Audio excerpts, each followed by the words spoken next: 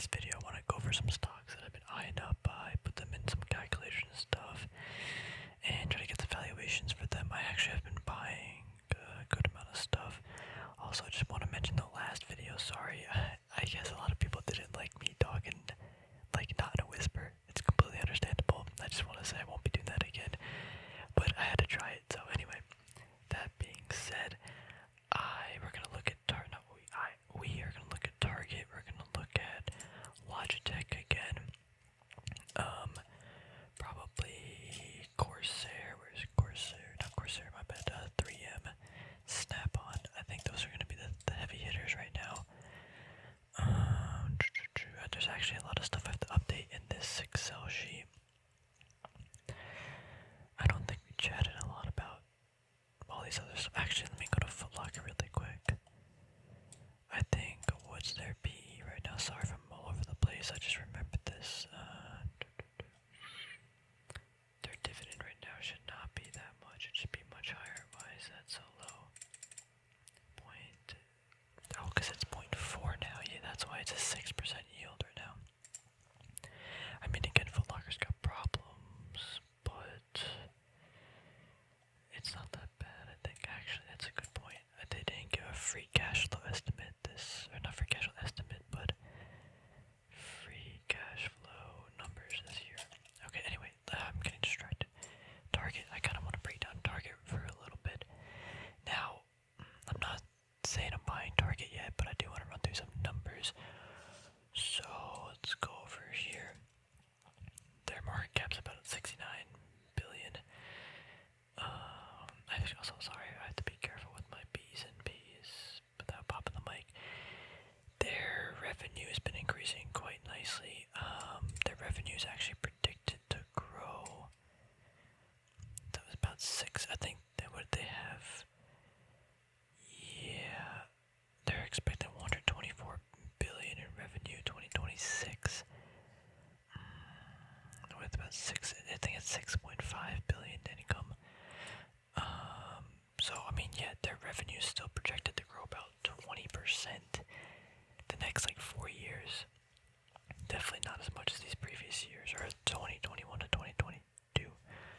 But anyway, the revenue growth should be there. It's a low margin business, relatively. Go down to their, so that aspect of the net income, or the income statement, it's okay. The balance sheet is pretty tragic though. Their equity's been kind of declining since 2021. They've been taking on, where's the debt?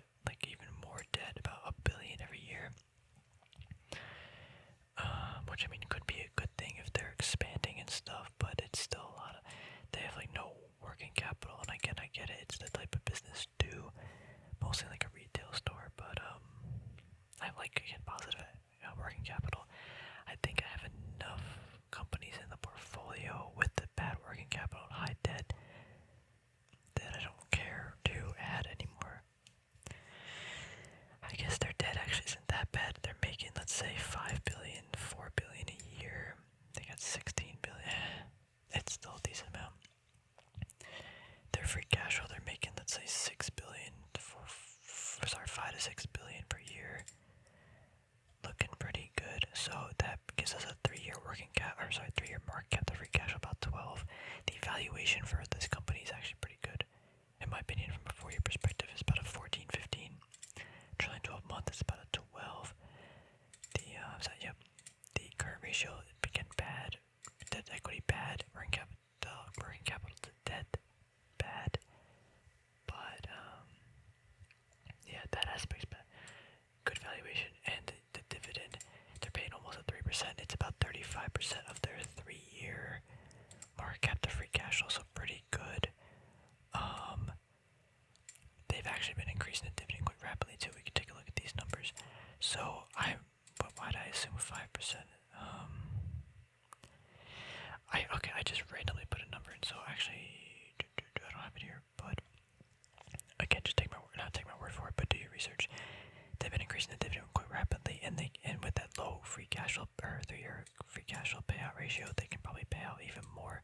So I said, what if they grow 5% per year?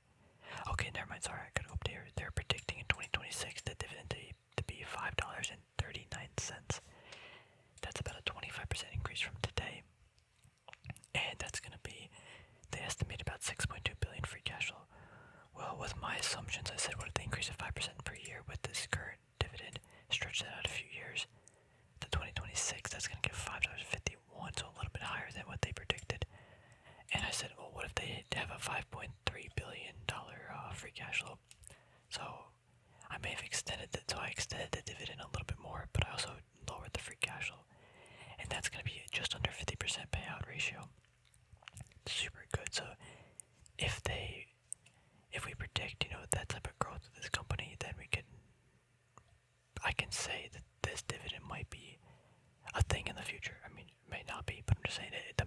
works out if they can hit their numbers. I guess I kind of did this in a weird order, but I'm predicting 5% margins.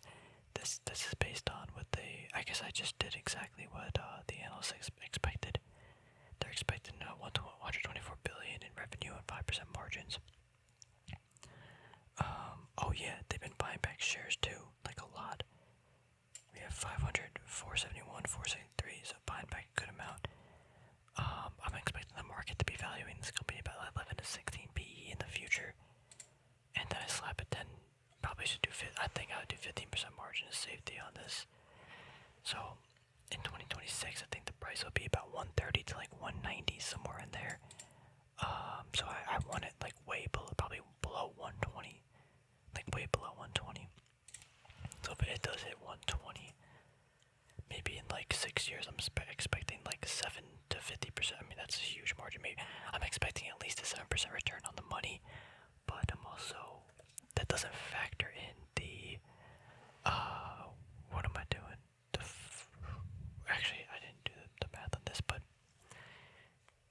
it should be like a 3 to 4% dividend yield in the future. Sorry, year on year, 3% to 4% return on the money. That's not included in this, so if I can get it for like under 120, I think like $100, I'd be kind of like, okay, I think I should buy it, but yeah, anyway, that's target for me. I think it was just worth noting. But yeah, I don't think it's that bad of a buy now. I'm not, again, not a buy recommendation, but I'm saying for me, it doesn't look that bad. It's just, I think there are better options out here, so I'm putting this on the back burner. Did we talk about Snap-on? I keep forgetting if we did, but this company is, we'll talk about it more because I like the valuation on it, right? Or not the valuation, I like the fundamentals and financials a lot. I still didn't go through the annual report. I'm just so lazy. Not so lazy, I'm just tired. It's hard to go through those things. But I mean, just real quick, they're gonna have low revenue growth. Their margins are pretty good, 15 to 18%. Positive equity and consistently growing. A great working capital. Great 2.2 billion working capital and a $10 billion market cap company. Wow. Buying back shares and a lot too. Like, so from 2018 to now, that's like, I forgot, but it's like maybe 5% of the, no, more than that. Yeah, it's about like 8-9% of the company, I think. The total debt, they're about 1.2 billion, but they're also 2.2 billion working capital, so great. Free cash flow, making good free cash flow, increasing the dividend insanely rapidly, almost like 15% per year. So great balance sheet. Look at this, 3.2 current ratio, super low debt to equity, and super high working capital to debt. Awesome. Valuation pretty cheap, 15, 13, and 13. But again, this is relative to how much growth we're expected to see. They can easily pay this dividend. It's about a 39% of their payout ratio from a 3-year perspective, and it's almost about a 3%. So for my anticipated into the future, I said 17%. It's kind of what they've been doing. 3% revenue growth. Again, we're not expecting to see a lot. I said this should actually be a lot lower. I think this will be at least 52. Probably 50, but I'm expecting them to buy back another, what is that, like 4% of the company, 3%, maybe even 2%. I'm expecting them to buy back a good amount of shares. Stretching that out with those margins, I'm expecting in the future, 2026. I'm gonna fix these, but I'm expecting them to have about 900 million. In net income. I think the market, again, this low revenue growth company, so the PE shouldn't be that high. I'm expecting 11 to 15. Maybe it goes to a 9 or a 10, but because of the, I guess, cult following sort of, and the low debt with this company, with the positive free cash flow, like they're making a good amount of money and they're not leveraged at all. It's very hard to find these companies, especially in this market. I'm saying the market's going to value it a little bit higher. Yeah, so at 11 to 15, I don't think it goes higher than 15. Anything more than that, I think it's kind of dumb. So that's putting the stock price, and then I put a 15% margin of safety. This could actually probably be lower. The reason for that is because, again, they're not leveraged. I just don't think I don't think that makes sense. 10% margin safety, I'm looking at in the future, 2026, about 170 to 230 for the price. Now it's gonna drop a lot, like 15%, but I did start buying this company. The reason, again, being this hits almost all of my criteria. I love the balance sheet. It's literally perfect. It is so hard again to find these companies with these types of balance sheets. Buying back shares, very little debt, great working capital. It's beautiful, and top of that, great free cash flow. All this money is going to be going to either buying back shares, maybe paying off the debt, but again, they don't have too much. They went from 1.1 to 1.5 to 1.2. So, yeah, buying back shares, paying it even more of a dividend, which they are clearly recognizing that they can pay even more of a dividend. Yeah, I think they will. If they doubled their payout ratio, or sorry, their dividend right now, to let's say I guess a 4%, no, even 4.5%. I guess it would just keep it consistent. If they double the dividend to 5% right now, from the 3-year point of view, it would be, what is that, 60, I can do math right now, it'd be about 72%, 74% of their payout ratio, which is kind of high. But again, I'm saying if they doubled it, like right now, so they are definitely going to be increasing the dividend in the future, and the market's also pricing that. So despite the yield currently being like a 3%, it's not probably going to remain that way. I do anticipate this company to increase the shareholder value dramatically, so I did start buying. It's not a lot. I'd hope it falls a little bit more, but I don't want to miss this company because it's got everything. If it had a little bit more revenue growth, even like 5%, 3% is pretty low. That's the one thing I guess it's missing for me, but yeah, I guess you can't get every single thing you could possibly want. I mean, there's probably one company out there, but they're so hard to find. But yeah, I do really, really like this. Again, not a buy recommendation, but I'm just saying. It's looking spicy. I am, again, hoping that it still falls.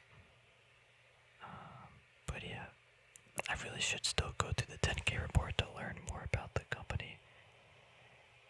I can't do that now. I'm thinking, like, should I do that before I go to bed?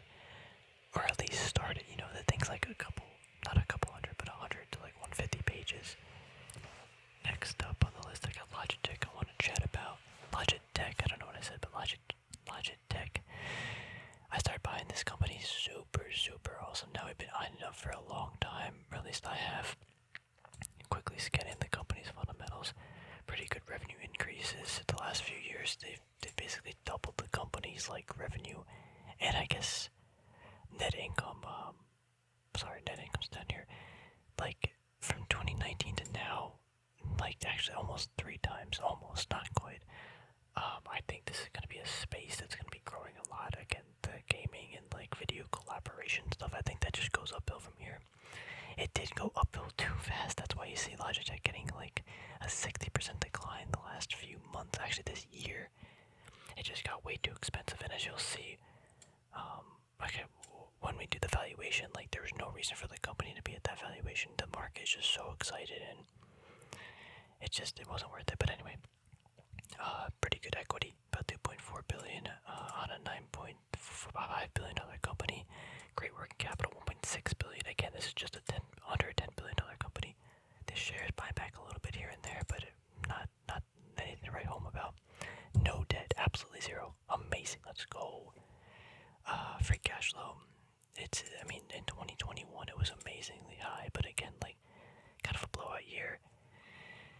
Their free cash flow in 2022 for the end of the year is actually lower than 2020. Again, they had supply chain problems. There's a lot of stuff going on in the world, and it stinks. But I wouldn't expect that type of growth. I mean, that's why in the models for the stocks, you see, oh wow, look at this 40%, 200% increase, and then people just keep stretching it out. Like, no, that's not how it works.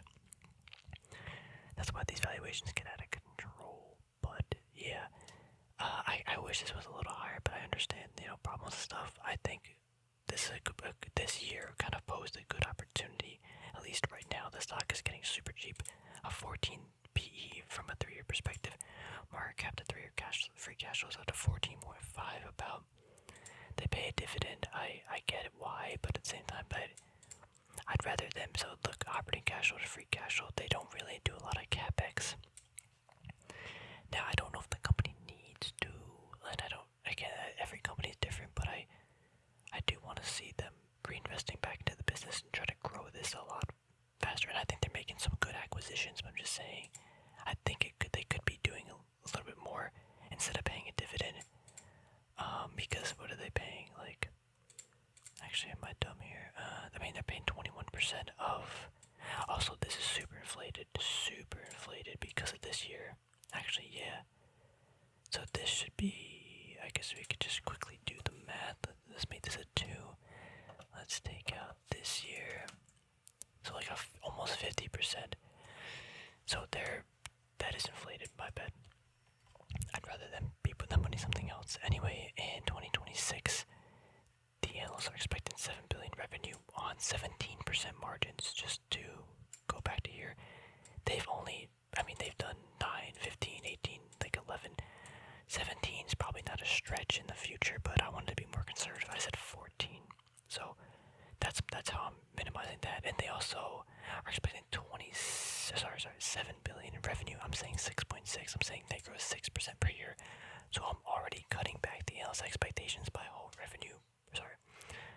by about 400 million in revenue. And I guess what does that actually bring? Let's see. They're expecting 7 and 17 for here. So they're expecting 1.19 billion. So, whoops, what did I do here? They're expecting. I feel like this number was different. Did I not read that right? I think that's fine though. I remember that being different. Maybe. Sorry, let me just. Okay, I was remembering 8.81. So they're expecting almost 200 million more in the future. So I'm already dialing it back a pretty considerable amount.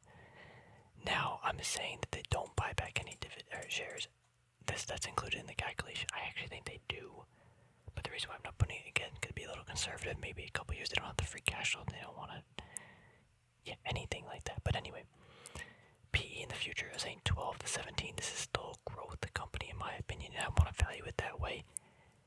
I think 12 on the absolute minimum. Like it's almost at a 12 now. Sorry, what's it? It's at from a 3-year perspective. That is one thing to note. I'm dumb. So this PE currently is actually going to be a lot higher. Because again, we're factoring that with 950 here. So maybe it's like a 17 PE, 16. Again, it's subjective. And this is gonna be the 3-year cash flow ratio is gonna be probably the same thing, like 17, maybe 18. But so I'm saying 12 to 17 again because I think this is kind of a more growth company. I don't think it goes up to 20. I mean it could, but I want to be tight with my numbers and be a little bit realistic. 20 on the low end. And then I'm slapping a 15% margin safety because I want to slap on the margin safety because the growth might not be there.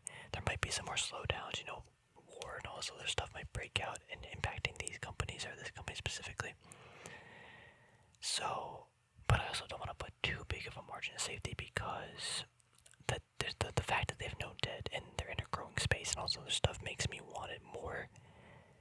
So it's less risky for me because I do think that growth. So I guess it's like a double-edged sword, I guess, in a sense. Like the pros of the company could also be the negatives. So anyway, so in 2026, I'm looking at this company being about like let's say 60 to 80 bucks, somewhere in that range. So I started buying it at 50. It hit there like last week. So that's when I was like, oh, let me go. So I mean, if I get it for 50 bucks, I'm expecting like a 15% return at a bare minimum in 2026. So is that like, oh wow, that's amazing? No, but again, that is, I wanted to start the position at least at 50 bucks. I think there'd be a pretty big bounce too. So we'll see what happens. But I also am using some technicals again with that too. But 50 bucks, I was like, okay, let's go. And again, this is my low expectation. I think it'll be more like a 15 PE in the future.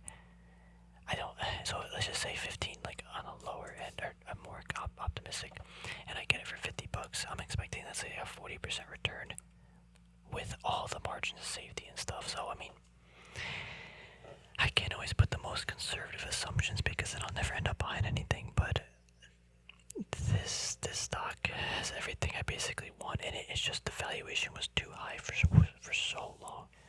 So now that I'm finally getting it at a decent valuation, I'm gonna start picking it up here and there. I do hope again it drops to way below 50, not way below 50, but below 50, like 45, $40. But I mean, again, there's still risk involved. They may not hit their numbers, all this other stuff. But from what I'm projecting, being conservative about that, and yeah, I guess that's really it. From what I'm analyzing, I think this seems okay.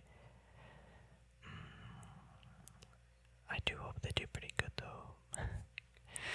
I definitely got increases positions. So right now, those are the main stocks that I'm buying. Actually, I gotta fix all my stuff. But Snap-on, hope it falls a little bit more. Logitech, I'll be picking up definitely below 55, but probably below 50. And if it doesn't get there, I don't know. I think it will, but Google, I gotta get Google too. I keep forgetting, but I'm waiting for that split actually. Actually thinking that happens this week. I just don't feel like spending $2,000 on one share of Google. I get my, actually let me go to it. I'm expecting Google to be about 3,200 to like probably, I think that's way too optimistic. Let's do this. 3,250 to like 3,500. I think that's being pretty okay. But that doesn't mean I should buy it now. Like, I'm gonna wait till it drops a little bit more. That is a Snap-on. Walgreens, I got a pretty sizable position in Walgreens now. I don't think I want to. Wow, my things are. This is actually interesting. Walgreens is so cheap though, but I get there's problems with it and stuff, but I kind of like it. No, I mean, obviously I like it because I've been buying it, but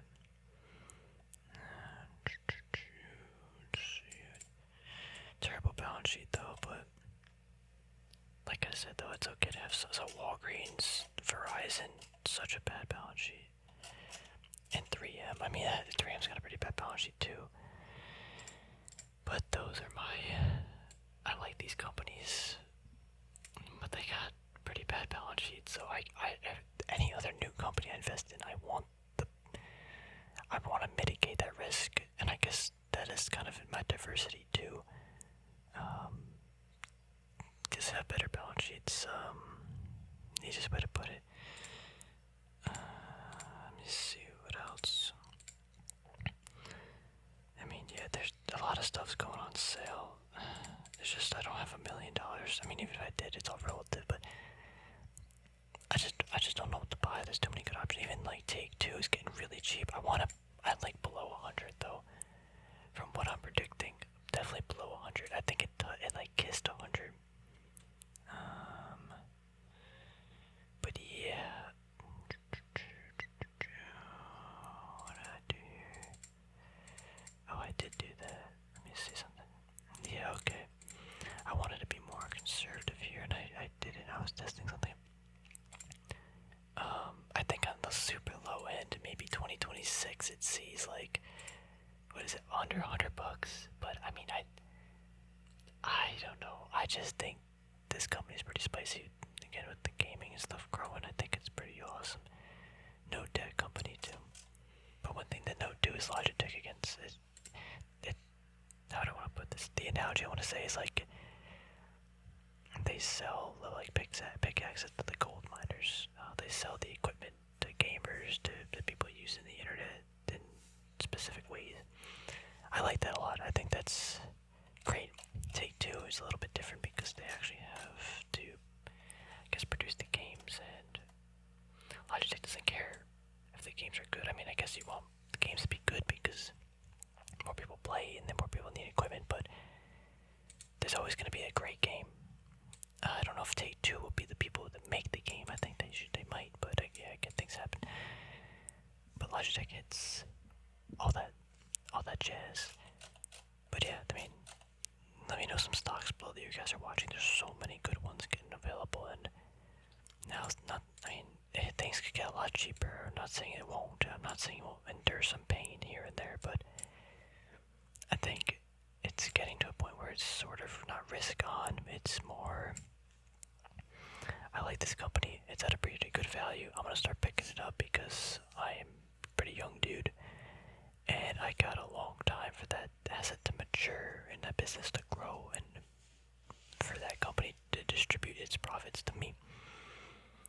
I mean, again, things, just because things have been going on like that for a couple, or not a couple hundred, but pretty consistently for 25, 30 years, even 100 years. We went through World War II and there was still a stock market. I mean, I'm not saying I wanted to be invested in it during that, but I'm just saying it existed. Might be sideways consolidation for a while, but you gotta buy some good companies. Anyway, that being said, always free cash flow. The company's got to be generating good free cash flow. It's got to be trading at a pretty good discount. The market cap to its free cash flow. Company's got no debt, a little debt. That's great. That means that the company can use its free cash flow to make you richer, because that's how it works. That's how, I guess, free cash flow is the money that ultimately goes to the investors. Hopefully the company decides to put it in good use. But yeah, and a little bit of revenue growth growth in the company never hurt anybody. I'm not out there searching for super growth companies. But you need to see some growth, because if you don't, then inflation is going to kill the company. Maybe not, but yeah, good free cash flow, no debt, some revenue growth. That being said, take care, everybody. Leave me some comments, leave me some stocks in the comments below. I'll check them out. If you know more about Snap-on or Logitech, let me know. Would love to hear about it. Take care. Have a good night. Stay safe and secure.